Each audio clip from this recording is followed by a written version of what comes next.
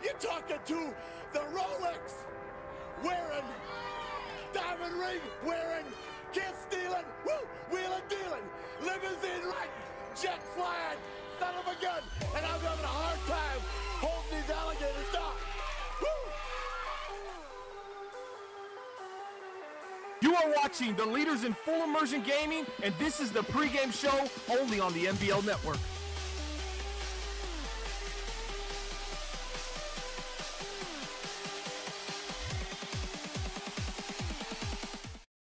Welcome one and all to another edition of the NBL Live pregame show, brought to you each and every week by our graphics sponsor. That's web3ks.com. They do that graphics for us across the entire NBL network. You see their work everywhere. They are super helpful to work with, and they're super affordable. So if you or anyone you know needs graphics done for an affordable price, head over to web3ks.com. They're the leaders in affordable graphic design. Thanks for hanging out with us, folks. We got a great game on tap for you today. I'm OSU. I'm hanging out with my man, Bomber, for today's Week 6 matchup between the Houston Texans and New Orleans Saints. Bomber, two teams we haven't really seen a whole lot of on NBL Live. That's what excited me the most about this schedule. We actually had a different game on the schedule. We flexed it out to get these two guys on here, and they're two teams that are sort of in different places in the NBL, but both looking to put on a great show here on NBL Live. Yeah, you look at the records right now. You got the New Orleans Saints. They're 4-1, feeling good about themselves. This is a team finally coming together, led by Ross Bonham. Tevin Coleman doing great, starting at halfback, 61 carries, 389 yards, 5 touchdowns. He's definitely a player you want to watch. On the flip side, new ownership in Houston. They're still trying to figure it out. They're currently 1-4, and they got Blake Bortles under center. And we saw him in Jacksonville for the first couple seasons of this Madden cycle. They're just really trying to figure it out. They got DeAndre Hopkins, Will Fuller, so the same cast of guys at wide receiver. It's going to be an interesting game, but yes, two teams that are both looking to kind of prove themselves in different ways, but yet the same. It's NBL Live, and anything can happen. All right, now before we talk about that game at hand, let's take a look around the NBL network. And Bomber, I saw this. It came into the NBL Network email, saw the early designs on this thumbnail for your BTF Detroit Lions. New era, Calvin Johnson. The Flames! I am so pumped to see this episode. I made that thumbnail. That's beautiful. It's beautiful, but those are some Wow. big words. That's a lot of pressure. New era, Calvin Johnson. No Calvin Johnson in this game, Bomber. What can people expect from this BTF episode?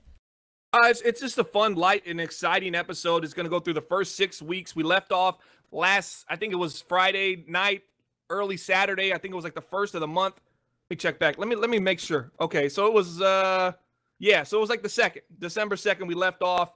And, am I right? Yeah. Okay, so the 2nd we left off, and it was a preseason. We went through the first 6 weeks. We take a look at our roster. We brought in some old veterans, Eric Weddle, KJ Wright, Rob Gronkowski, Marshawn Lynch. Half of those guys are balling out, playing great for us. The other half are finding themselves on the bench. Find out who by checking out the episode. Yeah, Eric Weddle, man. I'm sorry. I went off on he's horrible. He is absolutely not a fan. pathetic. Bomber is not in the Eric Weddle fan club. And you know what? I won my second NBL championship with Eric Weddle at safety. I got him. Lip had a bid on him, and I had a bid on him, and I took him at the end. And Lip didn't talk to me for like 72 hours, and he was a big deal back then, and he played phenomenal. I tried to bring him back and rekindle the spark, and man, there's enough foot speed left in the veteran, the 32-year-old Eric Weddle. So that's not working out. We went back to our youngsters at safety. But check it out, man. HB18, Harvey Beckham. That's the guy we're talking about, the new era Calvin Johnson. Yeah, he's not the 6'6" Calvin. He's like the 5'6" Calvin, but he plays like he's 7'6". If you understand what I'm saying, lightning quick, crazy electric, and he can get it done and make all the big catches that we need. So check the episode. It's really interesting. It was episode number 17, I believe. Yeah, absolutely. Check out BTF. Both the BTFs, BTF Detroit Lions and BTF Jacksonville Jaguars, they're over here on the network. You can just hit that subscribe button so you know each and every time not only we go live, but a new episode is posted. Lots of original programming here on the NBL Network. All right, let's get to the game at hand. Week 6 action between the Texans and the Saints. Looking at some players to watch. First, on the side of the Houston Texans, we have DeAndre Hopkins at wide receiver, having a nice start to the season. 17 catches, averaging 18.4 per catch, 2 touchdowns. This Houston Texans team, new ownership, new owner Pureheart just took over this team right before the draft, actually. DeAndre Hopkins is somebody that I know Pureheart, when he came to the league, was excited to see what he can do because he is so talented. And with the Houston Texans quarterback situation, I mean, they really need a number 1 target, and you don't really have much better than DeAndre Hopkins. Yeah, DeAndre Hopkins has a lot to prove. This is a 27-year-old superstar in the NBL, but NBL season 27, he was hurt. He only had 42 catches, 745 yards, and guess what? I got to make you wait for this. 1 touchdown last season. Oh! He's already doubled that this year. Only 2. The team's only thrown 4, and we're, what, 5 weeks in so far? These teams have played 5 games. They're currently 1-4. So I'm interested to see if DeAndre Hopkins can kind of get back to that old superstar level we were used to. We saw it in NBL season 26, the initial season for this Madden 18. He had 70 catches, nearly 1,500 yards and 8 touchdowns. If he can get back to that DeAndre Hopkins, we might have ourselves a nice race to the photo finish for that division, because that division to me is wide open. Let's look on the flip side, and the New Orleans Saints. Michael Thomas has been their number one receiver. In the sense of big plays. Only 11 catches, but 228 receiving yards, averaging over 20 yards per reception, 2 touchdowns. As long as 51. Michael Thomas still a speedster for the New Orleans Saints, and the Saints are fighting in that division. I mean, Bomber, I don't know if you've looked at it, but they got 3 teams sitting there at 4-1 with them, the Falcons, and the Panthers. It's going to be a dogfight, and if you're the New Orleans Saints, you know how important this game is, because you can't be dropping games to teams that are sitting there at 1-4. You got to win the ones that you can win. Yeah, this is a must-win for the Saints, believe it or not, and they are 4-1. But after that Week 4 demolishing, they were splenetic. 35-10 versus the Panthers. They were upset. Their coaching staff wasn't happy. Bonham wasn't happy. Tevin Coleman did not look like the Tevin Coleman he's looked at thus far. As I said earlier, he's averaging 6.4 yards per carry and 5 touchdowns on 61 attempts. This guy's getting it done. I think this team, and I know they're all 4-1, is kind of my sleeper team in the NFC. I said the Panthers were last year. They barely missed the playoffs. I thought they could have done some dangerous things because they got Joyce under center. They went away from Cam Newton, and I think he's been phenomenal. But you got the old wily vets, Matt Ryan and Julio Jones, making their final curtain call in Atlanta. That's right. You heard it here first. They're going to be free agents. So there's a lot to prove. This is the most interesting division in the NBL by far, just on sheer size of the depth. 3 teams that all are in different spots right now in the NBL, but they all have that same thing to prove, and they're all looking to be that division winner for NBL season 28. Did I hear you use a new word off your word of the day, toilet paper? That's splenetic. Guys, look it up if you don't know. SPLENETIC. Yeah, man, I mean, I'm just expanding the vocabulary. That's what we're doing here, always pushing the limits. I'm excited to see what your word of the day is going to be. Actually, I don't even know it. Yeah, that's a new thing we're doing on here. Yeah, new thing. We're going to be introducing word of the days for everybody. Something to use in your everyday vocabulary. My word, I think, describes the Houston Texans perfectly. It's Bortletized. It is Blake Bortles baptizing your offense with interceptions. The splash plays will be coming in from all over the place. So your word of the day you just made up? No, it's a common word. Come on, look it up. It is the residual splash play, that water from the splash play. You get baptized by it. It's from Blake Bortles, so it's Bortletized. I like that. Yeah, you can use it in your everyday. All right, we're about ready to send this out to the game, Bomber. Who do you like in this one, though?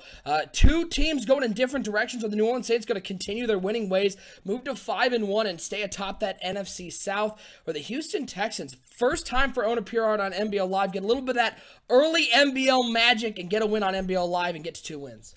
Well, I'm looking for J. Rod's post right now to see what score I should go with, because he's usually only 1 to 2 points off. He was actually 1 point off on the following game. We know. The game where me and Sonny made the call, he was right there again. So he seems to be getting really close on these games. I'm actually going to take the Saints. I like what the Saints can do. I expect a big game from Lindsey Blair and Michael Thomas. I think they each get a touchdown apiece, and Tevin Coleman runs for 2 more. It's going to be 31, 4 touchdowns, a field goal, 31-10. I think the Saints steamroll over the Houston Texans. We will for sure see if there's some magic for the Houston Texans over the New Orleans Saints, maybe able to separate themselves in a crowded NFC South. Let's get ready for the game, folks. Get your predictions in the chat. We'll take a look at all those, including J-Rod's, which will surely be the correct score, obviously, because he is the best. But it's game time here on NBL Live. Coming up next, we got Week 6 action in the NBL. Season fully underway. 2 teams looking to get going in the right direction. The New Orleans Saints and the Houston Texans. It's coming up right now here on NBL Live.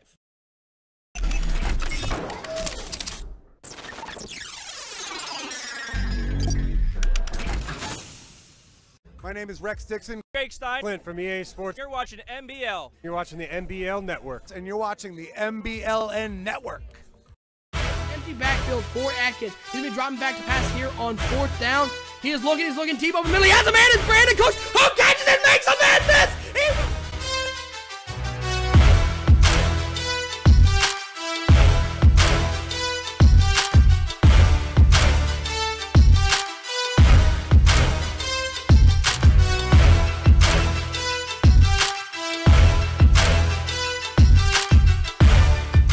Oh, that's Woodard is touchdown. dropping back. He's got open over the middle. It's Wow. not there. And That big playmaker look at ability. him He go. finds him again. Into the end zone. Another touchdown.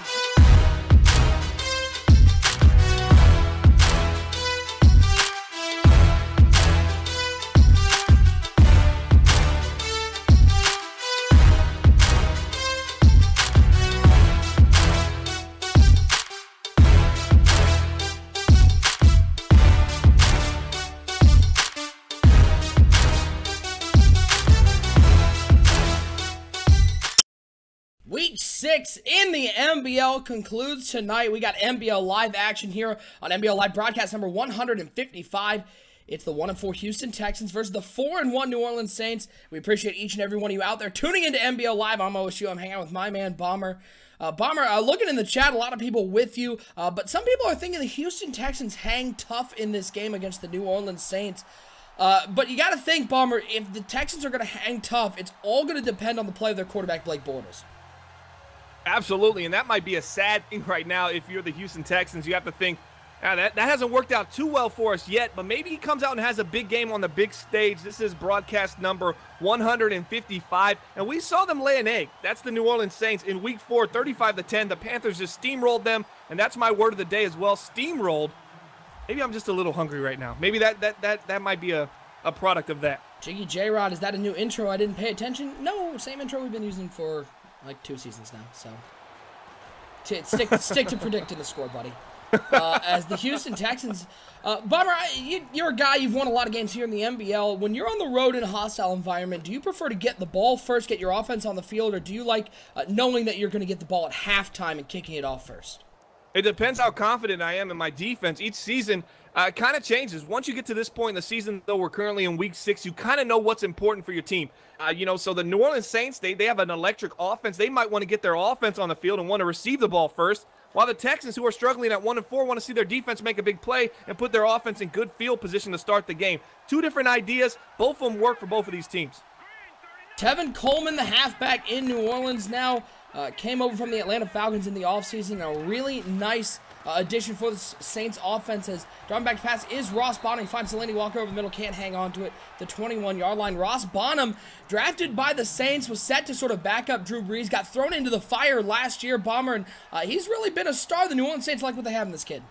Yeah, and they're investing on the other end. Bonham, obviously a star at quarterback. I think he's going to be up there with the Giants quarterback, the Redskins quarterback, Belisari, Davis Webb. I think he's in that kind of mix, but Tevin Coleman signed a 5-year deal coming over from Atlanta worth $51 million, 20 of it guaranteed, so a big-time payday for Tevin Coleman. All right, J-Rod wants me to shout it out. His prediction for the game, 17-14 Saints. Other predictions, J.Pete taking the underdog, Texans 24-21. Jugs taking Eric and the New Orleans Saints 37-21. A lot of big game predictions here for the New Orleans Saints. On 2nd and 10, bottom toss it underneath to Hansen. Completed the 25-yard line, 4 yards on the play. So we bring up a 3rd and 6. Bomber, this Houston Texans defense, they've given up a lot of points. A lot of that due to the fact their offense turns the ball over, but they're 20th against the pass. You got to think the New Orleans Saints got to be looking to that, taking advantage down the field. Absolutely, and you have 2 great tight end targets, Delaney Walker and Fleener. Both guys can get vertical down the field, and both very smart and kind of wily veterans at this point of their career, So I'm thinking the New Orleans Saints do feast a little bit. That's why I predicted a 31-10 steamroll for the New Orleans Saints over the Houston Texans. How many times? That's 3 times. I might use that. I'm trying to hit 10. Let's go for 10. 3rd and 6, play action pass for Ross Bonham, rolling out to the right side. Looking, he's going to take a shot, looking for Michael Thomas, who makes a catch in front of the safety at the 22-yard line. First down, New Orleans, and Michael Thomas, we talked about him in the pregame, Bomber, coming up big early in this game. Yeah, nice little post route to the left side. They do a nice little play action. They find him over the middle. He's got all kinds of time. Where's the pressure at? The Texans have to do a better job than that. Their secondary is already suspect. We need J.J. Watt to get to the quarterback, and Bonham has to feel his presence, or it's going to be a long day for this Houston Texans defense. 1st and 10, New Orleans. converting that third down, getting 6 yards plus a little more. Give them another 50. They're up to the 22-yard line. As on 1st and 10, we're going to see Tevin Coleman take the ball first. Shakes off a defender, gets up to the 18-yard line. 5 yards on the play. Bomber Tevin Coleman coming over to the New Orleans Saints. The Saints knew what they had in this guy because they faced the Atlanta Falcons twice a year. Leaves Atlanta, comes over to New Orleans, and New Orleans couldn't be happier that he's picked the New Orleans Saints as their new team. Yeah, a lot of people were saying, well, where's Tevin Coleman going to end up? Is he going to go and take the highest money? He did take the best money, but he stayed in the same division. I think he likes that. I think he wants to face the Falcons and say, hey, you guys decided to let me go. Now I'm going to make you pay for it, and he's been doing it early. His contributions to this offense have been plentiful early in this season as they're 4-1 already. 2nd and 5 for the New Orleans Saints. 2 tight ends, 2 wide receivers. It's going to be Tevin Coleman once again. Little counter play. He's got a lot of room on the outside. 1st down and more. Hits to the 5. Trying to get to the pylon, out of bounds at the 1-yard line. Oh, Tevin, just lay out for that one. Stretch that ball over the goal line. Just short of it to the 1-yard line. But Tevin Coleman showing that breakaway speed along the outside. And not enough credit's given to this New Orleans offensive line. Absolutely. I mean, any line that can hold counter runs like that and hold the block are lines that are kind of special. Maybe they're not the most talented in the league, but they definitely have sufficed early in this season, and they've been better than most people expected. 1st and goal, I formation, 3 tight ends. Give me a handoff to Tevin Coleman. And oh, there's a Watt there. That's that guy, Mr. I believe it's pronounced Watt. He's pretty good. You don't want to run into that guy, as he made the offensive lineman look silly on that play. Yeah, I kind of question the run play. You're going to run a goal line formation. I get that. But why are you going to run a halfback sting right into the area of J.J. Watt? Usually you go run the other away way, from man. A player like that. Yeah, go exactly. the other way. 2nd and goal. That 3 tight end set, 2 on the right, 1 on the left goal line formation. Tevin Coleman at the top of that eye. Ross Bottom under center, changing up the plays. He surveys the defense. They're going to give it to Tevin Coleman once again. And Bomber, he runs away from J.J. Watt. He finds the end zone. 6 points for the New Orleans Saints. A great early drive for this offense, looking to get off to a hot start. Yeah, nonetheless, they end up putting 6 on the board, and pending this extra point, they go up 7-0. So a nice opening drive for the New Orleans Saints. So the idea of let's defer to the New Orleans Saints and let them get the ball first kind of backfired a little bit, but you still get the ball at half. Let's see what this Houston Texans offense, led by the former Jacksonville Jaguar quarterback, Blake Jacksonville Bortles, Jaguar, can do. great. I mean, he's a legend around the city. Hey, everyone knows who he is in Jacksonville. In his house. In his immediate family inside the house. Most of his family can pick him out at a family reunion. Most of them. The Houston Texans, they're going to take this one. Quick knee in the end zone. They'll take this out to the 25-yard line. Blake Bortles, he's still around. He's still kicking. And he's starting for this Houston Texans team. What do you expect to see out of Blake Bortles today? Probably a conservative attack right now. This is a Houston Texans team that isn't playing great on offense at all. They're 29th passing, but they are 2nd in the run. So we're going to see some Howard Safarian-Jenkins. You got to get to know this guy. 66 carries, 327 yards. He is a rookie from the University of Pittsburgh, drafted in the 3rd round. Any relation to Austin Safarian-Jenkins? I don't know. That's something to look into. I don't know the connection yet, but I mean, it might be there. They're both Safarian-Jenkins, so they might just be, they might just be bonded by that alone. Maybe they don't need to actually be blood related. He's a big deal right there, number 36, as he gets the first carry. Bounces to the left side, picks up a few. This guy, University of Pittsburgh, they were saying he was going to go 2nd round. He's 5'11", 210, didn't have the strongest combine, OSU. His 40 time was a little bit low, but he's 5'11", 210. This isn't a small guy. Did a lot of running outside in college, but now he's asked to go between the tackles, and he's been a nice 3-down back for these Houston Texans. Yeah, I got to think there's some sort of relation there. Safarian-Jenkins, not the most common name in the world. It's another handoff to Safarian-Jenkins. A little counterplay to the left side. He'll get the first down on the 36-yard line. Let's talk about Blake Bortles for a second. So far on the season, he's completing, he's got a quarterback rating of 63.4, completing 58% of his passes, 4 touchdowns, 9 interceptions. Bomber, that is actually much better than he was last season, where he was completing 58% of his passes. He had 8 interceptions and not a single touchdown. He's already surpassed that by 4, but Blake Bortles, not a lot of confidence in him here in the Houston area. Yeah, came off the bench last season in Houston, only threw 69 passes. But, yeah, the completion percentage being 58 is my concern. But, yeah, 4 touchdowns, 9 interceptions. It's the highest QBR he's posted in the last 3 seasons. So let's see if he can build and grow from that. This is a guy that's still only 27 years old, and he has a lot of football left in him. Well, so far, they're not even risking Blake Bortles throwing the ball at the point. There's another 3rd straight carry for Safarian-Jenkins. 6 yards on the play. So far, Well, I like what you see out of this kid, Howard Safarian-Jenkins, but you're noticing a pattern here so far. The Houston Texans like to get him outside of the tackles and let him show off that breakaway speed.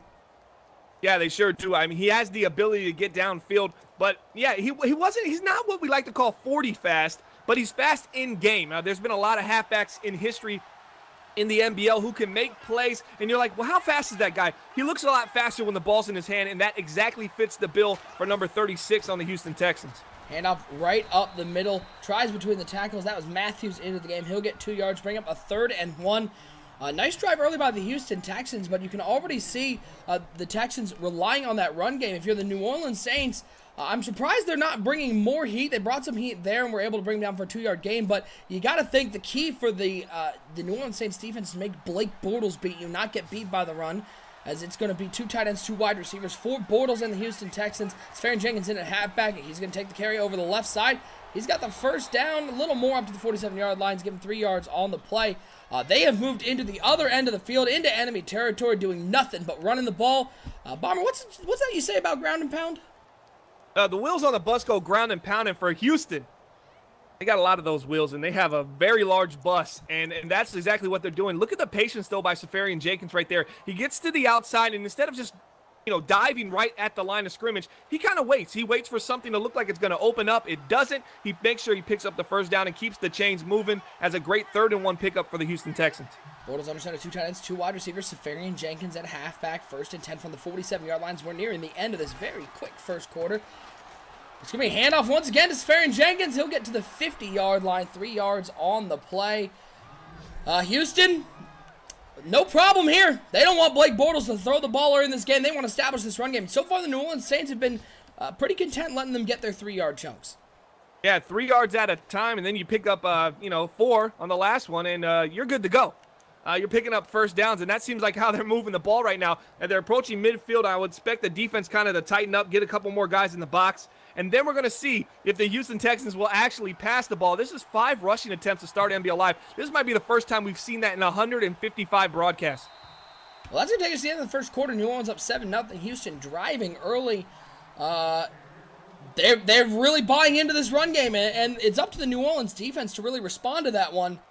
The question is, if New Orleans starts manning up on the outside, bringing more heat, can Blake Bortles beat this team? I think the answer most people would say is no, but the New Orleans Saints right now seem pretty content to let him just run the ball.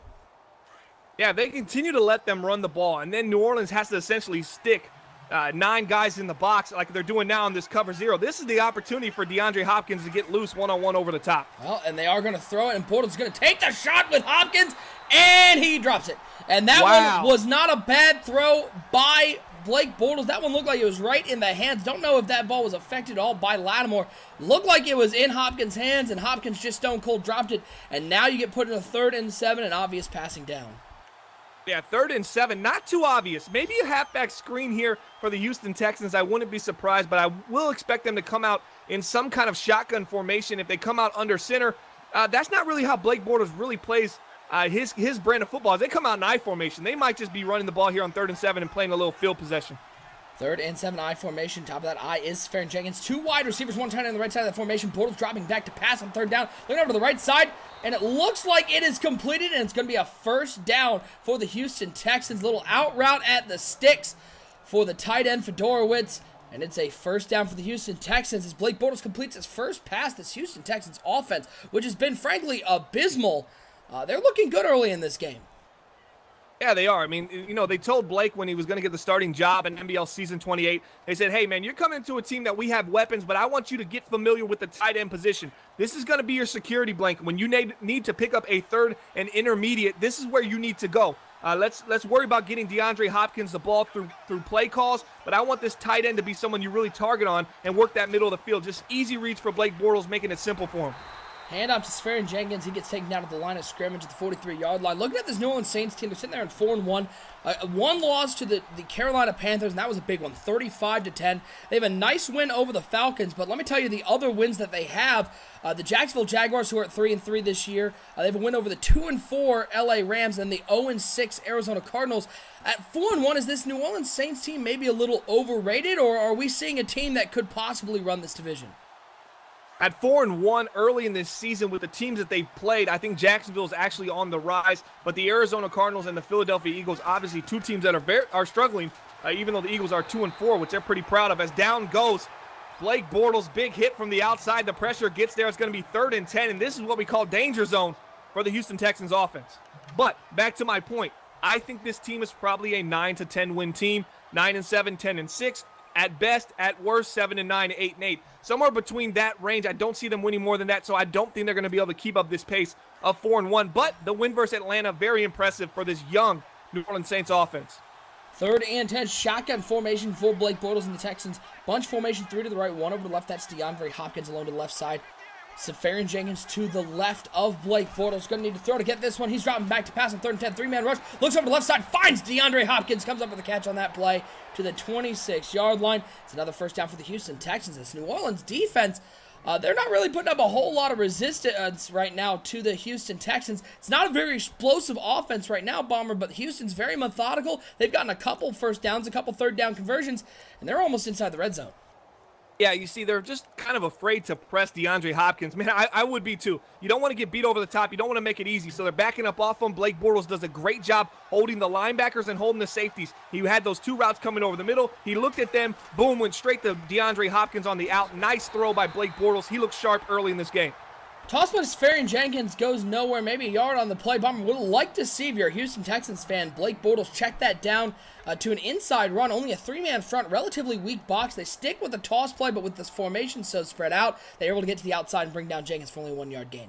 Absolutely. A spread defense with the quickness that New Orleans has on the defensive side of the ball. You have to take advantage of only having 3 down linemen right there. I think that was an opportunity to push their weight against this defensive line and get into the secondary, the middle of the field for Safarian Jenkins instead of trying to toss the ball outside. 2nd and 9 for the Houston Texans. 2 tight ends, 1 wide receiver, I formation. Top of that I is Safarian Jenkins on 2nd down. They're going to hand it off to Safarian Jenkins over the right side.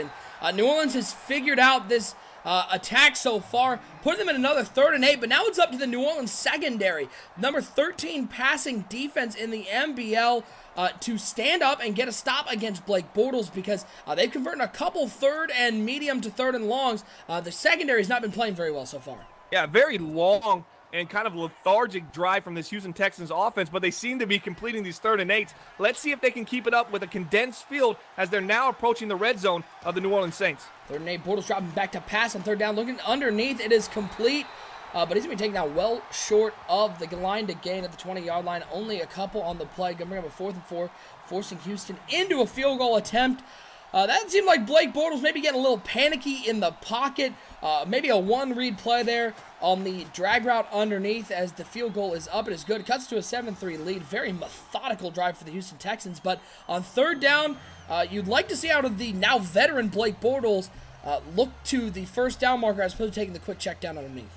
Yeah, I would like to see an audible there. I thought the middle of the field was wide open, and he could have exploited it, sending a couple routes down that way. Instead, he keeps the play at its base. 2 drags coming across, and I think pretty much the offensive coordinator might have been in his ear and said, hey, let's take the 3. Let's not do anything crazy and put points on the board right now, and let's get on this board and give our defense an opportunity to make a play. Decadog in the chat saying, I'm impressed. Texans playing a smart game to this point, and you have to agree the Texans, I don't think they're, as Lakers 275 saying the Texans being too conservative. I think it's the other way. I think it's a smart job for this Houston Texans team. You know how good the New Orleans offense is, especially with Michael Thomas. They want to win the time of possession battle, Bomber, and that's what they did on that drive. They held the ball for a long time. They got points out of it, and they're keeping the New Orleans Saints offense off the field. Absolutely. So you're going to keep that rhythm from being established in New Orleans on those long drives. But Porter makes a great point in the chat. He said, you're going to take that much time on that long of a drive. I need to see you come away with 6, or at least threaten to come away with 6. As Tevin Coleman doing what he does. 5 rushes, 37 yards. It looked like he had an opportunity there to really break goes outside on that halfback toss. Yeah, absolutely. Well, yeah, I mean, and I'm surely disappointed if you're a Houston Texans fan, only getting 3 points out of that drive, but you were able to convert a couple 3rd downs. Blake Bortles was relatively accurate on that drive. At the end of the day, they don't give up a touchdown on that drive, save for a really, really poorly played ball deep. The Houston Texans defense just needs to stand up a little stronger. This is a defense in the bottom half of the NBL, giving up a lot of points, but they need to limit the big play, keep New Orleans underneath as we're nearing this 2-minute warning. 1st and 10. It's going to be handoff to Tevin Coleman right up the middle. Senor Watt, right in the middle of that defense, slid over to tackle and was able to bring him down for no gain. Bring him up to 2nd and 10 as we fit the 2-minute warning. Yeah, when you play this Houston Texans team as a quarterback, when you're running the ball, you're always looking to what side J.J. Watt is on. When he's on the left side, you want to move your run to the right side. Let your offensive line know there's going to be a lot of shuffling of this tight end position, and we're going to be flipping a lot of these plays to run away from a guy like that. Houston has not been moving J.J. Watt around. We've seen him on the left side, actually the right side if you're facing the quarterback, and now he's actually on the left side. So you see a little bit of movement from J.J. Watt. That shows that this Houston Texans team is kind of trying to stay a step or two ahead. Excuse me. As Ross Bottom avoids the sack, rolling out to the right side. He's got room, throws it back across his body. Dangerous throw, incomplete pass.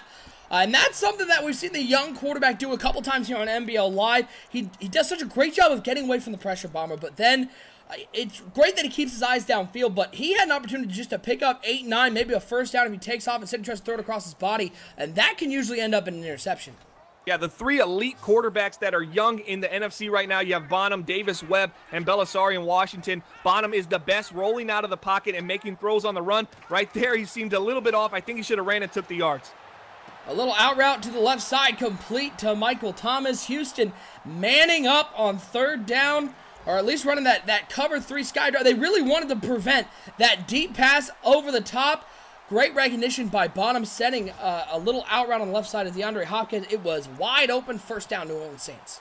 Yeah, you get that one-on-one play on the left side with that deep blue zone. So it kind of looks like man coverage, but it really is a zone in the middle of the field. But outside, you're getting that one-on-one play, and Michael Thomas makes you pay as he hits a quick out to the outside, gets down, makes the possession reception. Big-time play for the New Orleans Saints. Well, let me ask you this, Bomber. You saw the 3 deep on that sky drop.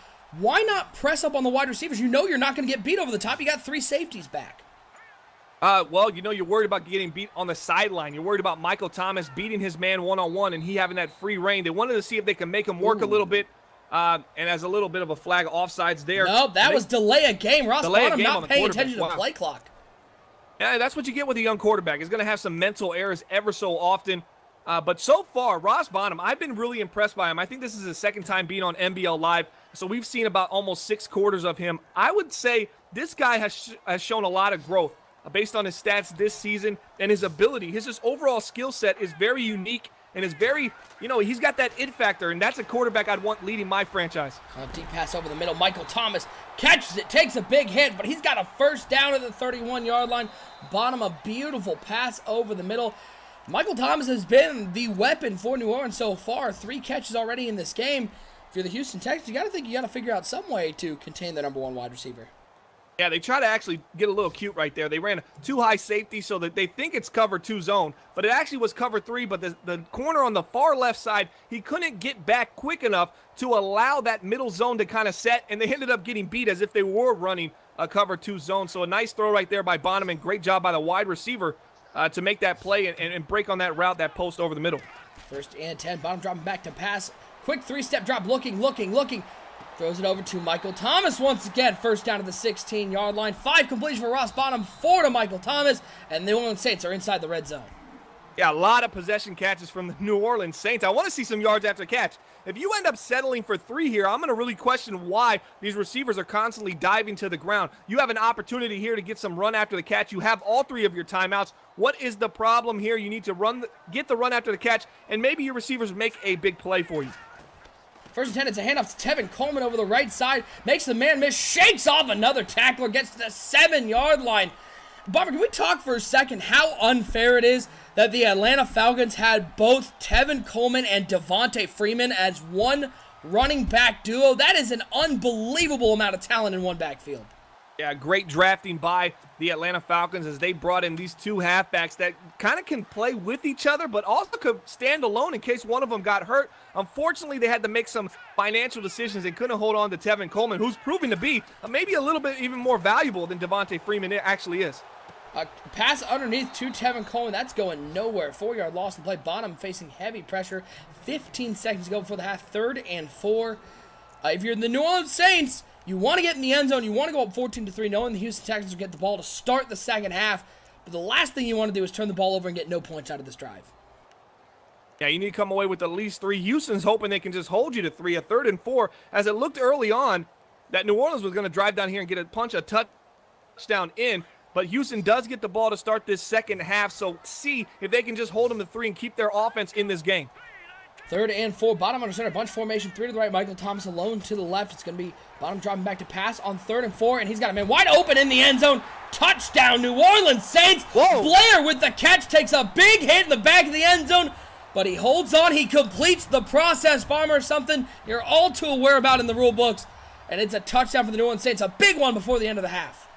Yeah, that was just too easy. Blown coverage in the middle of the field as they had 2 routes, a delayed coming across the middle and a little slant coming across the middle, and they let the slant go, release on a slant to stay home on the delayed route, and it was just a bad matchup, a bad defensive play call for the personnel out there to start with. Now they're down 14-3. Now this is the problem with Houston when they get down. You can't run Safarian Jenkins 6 out of 7 times on a drive. You're going to have to start passing the ball. We're going to really see how much Blake Bortles has left in the tank. See if he really can be that starting quarterback that he believes he can.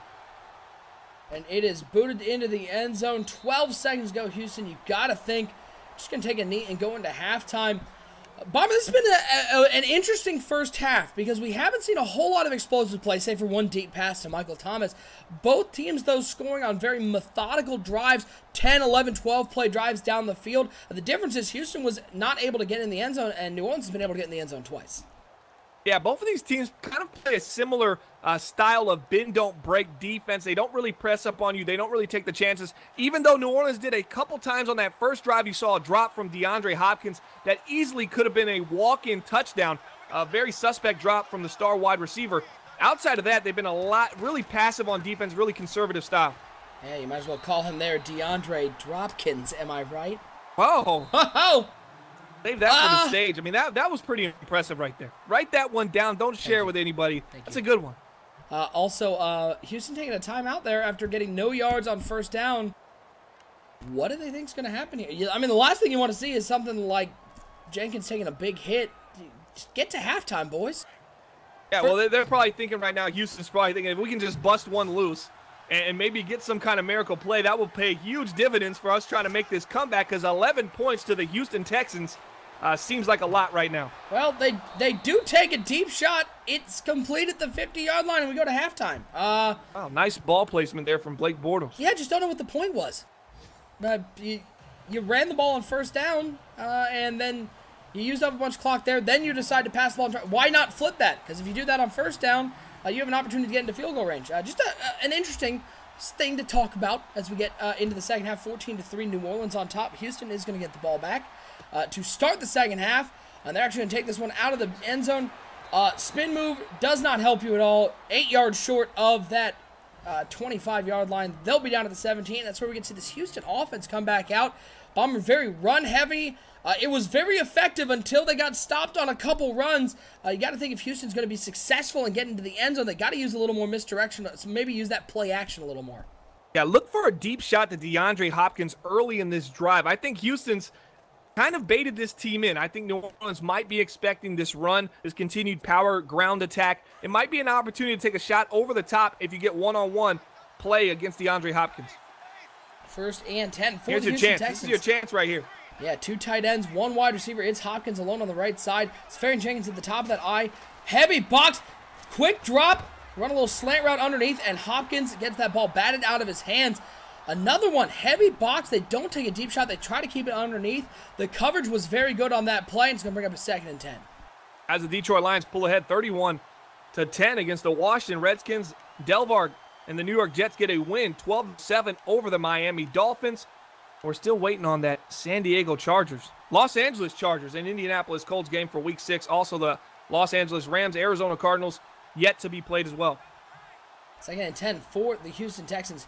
Once again, this 2 tight end set, I formation. Safarian Jenkins at the top of that eye, and on second down, they're going to hand it off to Jenkins over the right side. He's got some great blocking out there. He's got the first down and more. Makes a man miss with a beautiful spin move, and he gets to the 35-yard line. 10 carries for Safarian Jenkins, 43 yards, and a first down there as they get up to the 35-yard line. Houston not getting away from that ground and pound offense that was so effective on their first long drive of the game. Yeah, University of Pittsburgh, Safarian Jenkins. This really made me go back to when he was coming out of the combine and his score, his 40 time wasn't what everybody thought it was going to be. He said, hey, man, I might not be that as fast as you think, but I'm fast enough. Just trust me. And right there, he shows us. He has the ability after the run, after contact, to make a spin, to make a juke move, and just really elude the defense. Well, there are about 4 New Orleans Saints in the backfield before that one even got started. Safarian Jenkins taking down for a 2-yard gain. Angelo on the tackle. He's the one who got his ankles broken on that spin move. Makes up for it there. Going to bring up a 2nd and 12. And now we get to see what the Houston Texans are made of, getting put into these 2nd and long situations. Yeah, 2nd and long is disastrous. Expect maybe a halfback screen here because they cannot go into 3rd and long and have an opportunity. Instead, they come out empty backfield. Looks like they might take a shot down the field here. Watch for any type of wide receiver screen. Well, they are setting up that wide receiver screen to the outside. It's complete to Hopkins. And DeAndre Hopkins not playing smart today. He had all the blocking set up to get to the outside. Instead, he just waits inside, get tackled. He's had 2 drops. The #1 receiver on this team not playing like it so far. Yeah, kind of angle yourself to the sideline. Keep the distance. Why he turned straight up field really makes no sense, especially since he had a man blocked right in front of him. He had another 5 to 7 yards being untouched with potentially an opportunity to make one man miss and go to the house. Nice play call. Gets them in a 3rd and intermediate here. This is an opportunity for Bortles to be successful. Bortles dropping back to pass here on 3rd and 6. Looking, looks over to the right side. Has a man. A beautiful throw in between the coverage. It's a 1st down for the Houston Texans at the 43-yard line. Fedorowicz's 2nd catch on the day. Little corner route in between the cover 2, and Bortles put it right on the money. Yeah, you're noticing that getting open a little bit more in the last recent months, weeks in the NBL. They run a little hard flat, so they kind of flood it. They have a drag coming across from left to right, a flat concept out the backfield, and a corner route to flood that zone, and he finds Fedorowicz wide open. Nice little throw right between the defenders. 1st and 10, play action pass. They're confident in Bortles throwing it. And unbelievably completes that one to Will Fuller. I don't know what the secondary of the New Orleans Saints was doing on that one. It looked like beautiful coverage the corner had on the safety. Unfortunately, the safety's on his own team. It's a 1st down for the Houston Texans. I don't know if I'd call that a good throw. I'd call it real lucky. And sometimes you need a little luck in this game. Absolutely, you do need the luck. But I like to call that throw either absolutely lucky or a blind timing route. It's where you just basically count it down, and once you get to that number, you turn around, the quarterback's counting down the same number and makes the throw. It kind of looked like it there. They were just on some kind of crazy timing route, and regardless, he was going to throw that ball. I'd like to call it spray and pray because he was just hoping and praying that one was going to be caught. Safarian Jenkins gets 2 yards. Well, I'd like to call it, I got nothing. Bortletized? I was going to go back and forth with you, but I couldn't even come up with it's okay. anything after that first one. I was going to go spray and pray 0.0, like Matt Hardy kind of thing. I like it. Delete. Oh, there we go. Delete. Yeah, absolutely. Delete. 2nd and 8, 2 tight ends, 2 wide receivers for Blake Bortles and the Houston Texans. Safarian Jenkins in at halfback. Bortles dropping back to pass on 2nd and 8. Looks to the flat. That one's jumped by Wilson. It's intercepted. He's going the wrong way. Now he's going the right way. Wilson, know which way you're going because you had nothing but green space. It's picked off, and the first turnover by Blake Bortles. It's a big one as the Houston Texans look primed to put points on the board. Yeah, so what's happening now is the New Orleans Saints defense is saying, okay, they don't really want to drive the ball down the field. We've put 10 guys in the box, 9 guys in the box, 0 over top, cover 0 blitz, and what do we get against it? We get a slant to DeAndre Hopkins. This team is not looking to take a shot down the field. They're going to start hard flatting this team a lot more. Let's see if they can kind of flood that zone and give themselves an opportunity down the sideline as this game progresses, but I don't know how much they have left in this offense. Okay, I'm just going to give a tip to all you Madden players out there, and this is a tip from the Nick Mazesco school of Madden. Not a great school. It's like DeVry of Madden. But at the end of the day, if you intercept the ball, take your damn hands off the controller and let the screen flip. Don't try to start running before it flips because you end up looking like that. Yeah, you end up going in the wrong direction. Absolutely. That's a great, I want to call that was an amateur tip. That's not a pro tip. Oh, yeah. That's not a pro tip. No.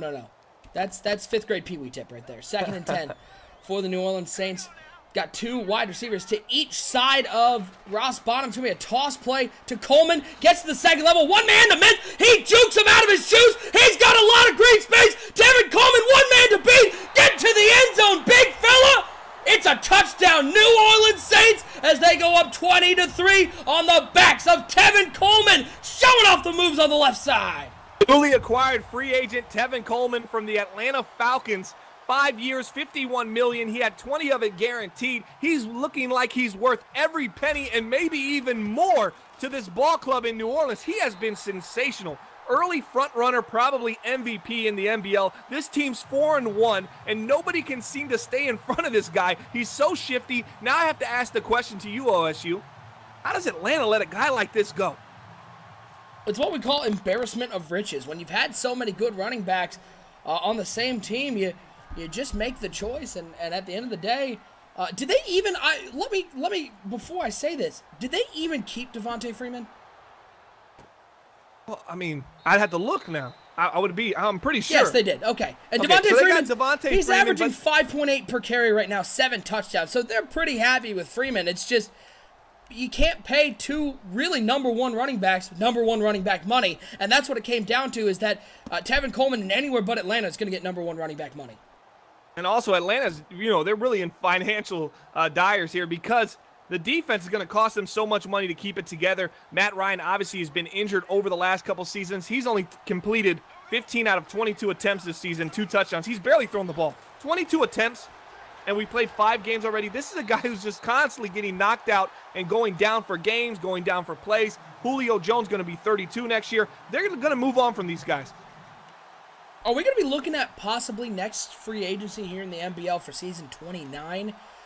Both Julio Jones and A.J. Green available? Potentially. We talked about that on the magazine, A.J. Green being a free agent in NBL season 29. But the Cincinnati Bengals say they're ready to tag A.J. Green. He's 31 years old now. He's going to be 32 next year. But, man, he still has something left. I just don't know if it's going to have that kind of value in Cincinnati. It might be time for him to say, hey, let me take an opportunity and go check out some of these other teams that really need a solid star wide receiver that could essentially be your number 2 next to a younger guy, and it can kind of, create some more longevity to his already illustrious career. Yeah, he may not, as it gets up in age, may not have that breakaway speed, that number 1 talent, but as a number 2, and especially with the size that A.J. Green has, and a guy like Julio Jones as well, he's still going to command a lot of attention from the defense wherever he goes. Now 3rd and 8 for the Houston Texans. Needing to put some points on the board, keep this one from getting away from him. Blake Bortles dropping back to pass over the middle of the field. It is complete to Fedorowicz. So far, Fedorowicz has been Blake Bortles' safety blanket. He's found the tight end a couple times. Another first down for the Houston Texans. Now it's just all about Blake Bortles keeping the ball in his own team's hands.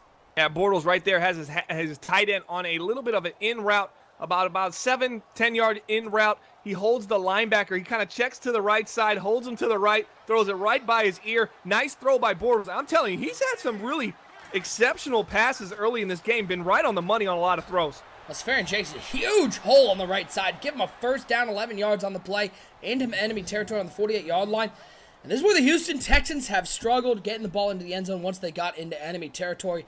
While we have a second here in the third quarter, I want to give a big shout out, as always, to our NBL Live graphics sponsor, our NBL Live pregame sponsor, our NBL graphics guru. That's Web3KS.com. Not you, Kyle. Kyle, you don't pay for the sponsorship, but Web3KS.com. They have been so awesome for the NBL network. Their graphics are super affordable. If you or anyone you know needs graphics done for an affordable price, head over to Web3KS.com. They're the leaders in affordable graphic design, as Blake Bortles just got obliterated on the outside. 9-yard loss on that sack, as New Orleans finally getting some pressure on Blake Bortles. It's going to bring up a 2nd and long, and now we get to see what the Houston Texans are made of. Yeah, you see them bring the pressure right there to the Houston Texans offense. And when they finally decide to go deep, they look for that double post. They just don't get enough time. A 4-man rush essentially obliterates the 5-man protection. And that just can't happen if you're the Houston Texans offensive line. You've got to be better than that. A little counter play for Safarian-Jenkins. Oh, man, oh, man. Well, that's the young running back maybe not having the vision that he needs to, because there was some great blocking, especially after he got past the first line. He had an opportunity to go outside or inside and get some big yards, and it just seemed like he couldn't make up his mind, and when you try to choose both, you end up disappointed and only getting 3 yards on the play. Yeah, indecisiveness just doesn't have the maturation isn't there for this kid right now, but he has a lot of potential. One thing I've noticed, though, is that 40 time is real. The explosiveness from this guy is kind of missing a little bit. I think he's a solid halfback. I don't know if he's a sole 3-down back, though. I'm not sold on Safarian-Jenkins just yet, as he had an opportunity there. If he just had a little bit more patience, he could have took that one outside and had a big game. Bortles dropping back to pass on 3rd and long, looking deep over the middle. And that one, the communication wasn't there. It's picked off by Gay, and he takes it up to the 40-yard line. William Gay with the pick. Oh, boy. Well, Blake Bortles never fails to be Blake Bortles. As that one, I don't know who was wrong on that one. The communication just wasn't there, and ends up sailing over everybody's head except for William Gay, who gets his pick. And the New Orleans Saints, they're in business, up 21-3, and now with the ball. Yeah, some tight windows he was throwing early in this game. Bortles really on the money. Right there, just kind of seemed like a miscommunication between the quarterback and the wide receiver. I wouldn't put that 100% on Bortles, but you have to be better than that on a 3rd and 16. They're obviously expecting that kind of throw. Nice interception there by William Gay, and it puts this electric New Orleans Saints offense back on the field. 1st and 10, it's a handoff to Tevin Coleman, who gets blown up in the backfield. 3-yard loss, 37-yard line. But Coleman's up over 100 yards and 2 touchdowns on the day. Bomber, I think Houston, at the end of the day, they're 1-4, and we've seen it today why that is. This is a one-dimensional offense, the number 2 rushing attack in the NBL, but the minute you stop that rushing attack, the minute you put some guys in the box and force Blake Bortles to beat you, it's the minute the Houston Texans basically throw in the towel, because with Blake Bortles so far, he's not found a way to lead this team to many victories. I also think we need to point out that this Houston Texans defense isn't as good and dominant as we are used to and accustomed to seeing. We're used to a team that can really hold teams to under 10 points, under 14 points. They gave up 21 points 2.5 quarters into this game. That's too much for this offense to overcome, especially, as you pointed out, a one-dimensional run-first offense. Handoff on the Wildcat to Alvin Kamara, who's got some room. He's got a 1st down up to the 49-yard line, giving 14 yards on the play. Alvin Kamara. What a nice second back to have there. So quick, so shifty. You love what you have in Tevin Coleman, but you know that you have a solid running back behind him. Alvin Kamara gets the carry there, and he gets the 1st down for the New Orleans Saints. Yeah, nice run right there. Nice patience from the New Orleans Saints halfback, Alvin Kamara. Yeah, and as you said, with injuries that pile up throughout the year, that's a nice number 2 back you can go to in case Tevin Coleman, who has a history of being injured, goes down. You have a nice backup there that can come in and really just kind of keep the production at a level that you can continue to have success at. As long as you have Bonham under center, anything can happen on this offense. Michael Thomas, Bonham, they have so many, Delaney Walker, they have so many weapons. I really like what I'm seeing from the New Orleans Saints. Play clock running down, and Bonham's 2nd delay of game of the game. Trying to change up that a little too much, and you got to be a little smarter than that if you're the New Orleans Saints. You have 3 timeouts. You're not going to be needing them. You're winning this game. Bonham just took a little too much time and ends up taking another 5-yard penalty. Yeah, if I'm the coach here, I'm talking with the offensive coordinator. I'm saying, hey, when are we getting these plays into this guy? Are we getting it in early enough, or are we waiting too long and putting this guy against the clock? Because that's something that should be cleaned up really quickly. As a big hit right there from the Houston Texans. They finally get to Bonham. Going to be a 2nd and 15. Only an 18-point game. We've seen crazier things happen on NBL Live. This is broadcast number 155. So we've had our fair share of some crazy comebacks. I don't know if the Texans are strong enough to get it done, but if they can get a defensive turnover here in a big play, you just never know on NBL Live. 2nd and 15, looks like they're setting up a little slip screen. It just gets it off to Tevin Coleman. And then one of those big-bodied offensive linemen decided to block Tevin Coleman from moving as opposed to getting out of the way, as they're going to lose 2 yards in play. Or they're actually only going to gain a yard, bring it to a 3rd and 14. The play call was there. It was a nice play call. It's just it's tough to move that big 300-pound frame. Yeah, you got to stiff arm that guy, Tevin. You got to put your hand out and ride him all the way to the ground just to give yourself some space, because he's nothing but in your way right there with yards and yards ahead of yourself. 3rd and 14 for the Saints. Bonham under center, dropping back to pass on 3rd down. He'll toss this underneath. It is complete to Hansen up to the 42-yard line. He'll be just short of the 1st down. Bring up a 4th and 3. Big 59-yard field goal attempt from here. And I think they're going to go for it. I mean, you might as well. You're up 21-3. See if you can put some more points on the board, extend this out to a 3-touchdown lead. As Lutz into the game, Will Lutz going for the bomb of the lifetime from 59 yards out. Ball is down. The kick is up. Does it have enough leg? It does. It is good from 59. And New Orleans extends their lead to 24-3. Yeah, nice kick right there. That was very important, because now you're up 3 scores. 3 touchdown scores, that is, to a team that has only been able to put up 3 points. They had one good drive early in this game that could have ended in a touchdown. They had to settle for 3. Let's see if this Houston Texans offense can come out and just kind of vamp up a little bit. Let's see if they have a 2-minute offense where they can get down the field and try to put some points on the board quickly, very quickly. Yeah, if it's your first time joining us, first of all, welcome. Go ahead and hit that subscribe button down below so you know each and every time we are live. We'd love to see you here again. Under NBL rules, you can't kill the clock until under the 2-minute warning, so there's plenty of time for this Houston Texans offense, Bomber. It's just a matter of, do they have the firepower and the quarterback to be able to push the ball downfield in big chunks? Well, they got the receiver. I know they have DeAndre Hopkins. If you can just put it up there, I mean, you could throw it to DeAndre Well, maybe you could throw it to DeAndre Hopkins and give him a chance. You never know. He's in the slot here to the left side. Let's see what he can do. Another risky cover 0 blitz coming up. Oh, they're going to switch it to a cover 1 high, maybe even a cover 2 man here. But here's an opportunity for him to beat his man. He's got one-on-one coverage, but instead they go to the corner route on the right side to the safety blanket for this Houston Texans team, the tight end Fairwitz. Yeah, and that was one of those plays. I put that one on the offensive coordinator. That was a incredibly long developing play action counter. And at the end of the day, the New Orleans Saints were able to get in the backfield, but he still got 9 yards on the play. Going to bring up a 2nd and 1 for the Houston Texans. I formation, 2 wide receivers over to the right side. It's going to be a handoff on 2nd down once again to Safarian Jenkins. A little stretch run to the outside. It is a nice run for Safarian Jenkins. Loving that outside run for Safarian Jenkins, showing off that speed. It brings up a 1st and 10 for the Houston Texans. We appreciate each and every one of you tuning into NBL Live, broadcast number 155. Stick with us to the end of the game. We'll show you our selection for the NBL Live player of the game. We'll also throw up that NBL Live schedule so you know what games are coming up. We got some great ones on the schedule. You're not going to want to miss out on all the NBL Live action we have this year, not to mention once we get down to the playoffs. If you never join us during the playoffs, we do broadcast each and every round of the playoffs, including our Super Bowl. So lots of broadcasts coming up as it's a toss play to the outside. Safarian Jenkins gets up to the 43-yard line. Give him 6 on the play, bring up a 2nd and 4.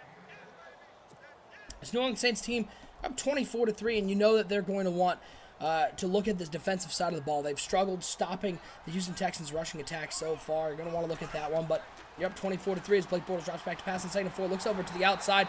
The pass defense, though, has been stellar. Bortles held 9 of 16, 120 yards, and 2 interceptions. Really hasn't been able to get it going. And the question is for this Houston Texans team. I mean, you have Deshaun Watson. I'm not really sure if Watson is the answer, if he can stay healthy enough for the Saints, or excuse me, for the Texans, but you know that Blake Bortles isn't the answer. And now it's going to bring up a 3rd and 4 for the Houston Texans. They're on the 43-yard line, 2 tight ends, 2 wide receivers. Hopkins to the left, Fuller to the right. Fuller coming in motion. They're going to hand it off on the jet sweep, and Fuller's going to be taken down. Bomber, I mean, I watched this Houston Texans team, and no doubt Safarian Jenkins is very talented. No doubt this rushing attack is very talented. But Safarian Jenkins has 17 carries on the game, and I would surmise that 13 were to the outside. You got to think somebody's going to key in on the fact that this team is only comfortable with Safarian Jenkins outside the tackles. Absolutely. You got to see something inside the tackles to keep the defense honest. They run a little wide receiver quick right there, and even then I thought, don't go straight for the sideline. You had an opportunity there to kind of curve the run upfield just a little bit, and I think you had 6 to 10 yards an opportunity to pick up there. Well, on 4th and 4, Bortles, a questionable decision, passing that one underneath on the flat route. It was well covered. Even if he catches that ball, he's 2 yards short. Now New Orleans gets the ball back, 24-3. I would like to point out, Bomber, I don't want to harp on this, because I don't like harping on this, but J-Rod said 17-14. Do you think he's going to call this one close? Like, is he close on this prediction? There's a 4. Yeah, absolutely off. 17-14. Not a close game. Everybody who thought that the Texans would hang in first time on NBL Live, so far the New Orleans Saints are laying a thumping on them. It's on 1st and 10. It's going to be a handoff to Tevin Coleman on the outside. Nice blocking. Good seal. Coleman's going to get the 1st down at the 46-yard line. Only 11 carries for Coleman, but 114 yards and 2 touchdowns. This guy is a beast. And Bomber, he may be the difference makers in the difference maker in this NFC South battle, because I love the rushing attack in the NFC South. You got Devontae Freeman with the Atlanta Falcons. You got Christian McCaffrey with the Carolina Panthers, and you got Tevin Coleman with the New Orleans Saints. This is a ground and pound explosive division.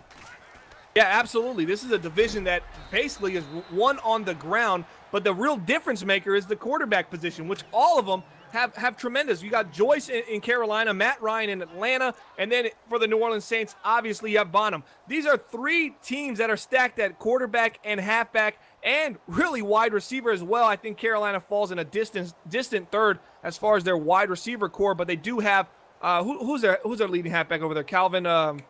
I can't remember the guy's name.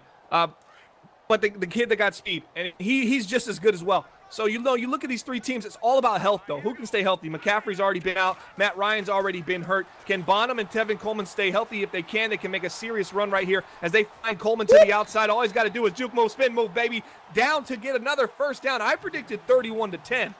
So there's a heavy possibility that could still happen. And I'm going to be called the new J-Rod if I do, right? 100%. Absolutely. All right. That works for me. 1st and 10, the New Orleans Saints, 2-minute warning, just trying to get this one out. I'm surprised you're still seeing Tevin Coleman and Ross Bonham in there. This game is sealed up. Don't want to see those guys get injured, but 2 minutes ago, New Orleans putting on a show for their fans here at home. For the Houston Texans, they're going to drop to 1-5, and Bomber, the sad part about this Houston Texans team has a lot of good going for them, especially in that guy right there. J.J. Watt, still a playmaker on the defensive line. But at the end of the day, quarterback is, I think, the most important position in all of sports because of how much they have the ball in their hands. And the Houston Texans don't have their guy in Blake Bortles. So they're going to go to 1-5, and I don't see it getting much better for this team. Yeah, right now, it's looking a little gloomy right now. I did see some nice throws from Blake Bortles. So my perception of Blake Bortles as a 27-year-old quarterback in the NBL right now isn't as bad. I think he would make a nice backup quarterback and be a nice safety net for some team that's having quarterback health issues like the Atlanta Falcons. But as a starting quarterback in the NBL, he's somewhere in the bottom 5 right now. But he made a couple nice throws. That was okay. You got Safarian Jenkins, a nice building block at halfback. Obviously, DeAndre Hopkins is a stud. As here goes Coleman again. He tries to juke to the inside. Almost breaks another one free as they pick up another first down, and that's going to end this game. Now, there's so many options here for the Houston Texans to take. Do they want to go through free agency? Do they want to build through the draft? I just think financially building through the draft, their offense makes a lot more sense. And I think they still need to shore up that offensive line. Defensively, their secondary is not that good. So a lot of things need to change for Houston. But do they want to spend the money to do it this offseason? We'll find out. We haven't seen them make a lot of moves in the first 2 offseasons of this Madden cycle. So we'll see if they continue that method or they decide to say, hey, let's start putting some money into these free agents and see what can happen. Well, and here's the tough part, Bomber. I was just taking a look at the Texans schedule. I think this team's probably going to have the number 1 overall pick because 8 of their next 10 games, their final 10 games of the season, are against teams that are at 500 or better, including 2 games against the 5-1 Titans. They've got to play the 4-2 Panthers, the Jacksonville Jaguars twice, who are sitting there at 3-3 and are a much improved team. The 5-0 Oakland Raiders and the 3-2 New York Jets. Their only games against teams under 500 are the 2-4 Kansas City Chiefs, who that's a much better 2-4 team. Yeah. That's a good team. And the Buccaneers at 0-5, but that's not till week 16 at the end of the season. They may be looking at a number 1 overall pick, which could certainly help this Houston Texans team that do have 2 first-round picks in the upcoming draft.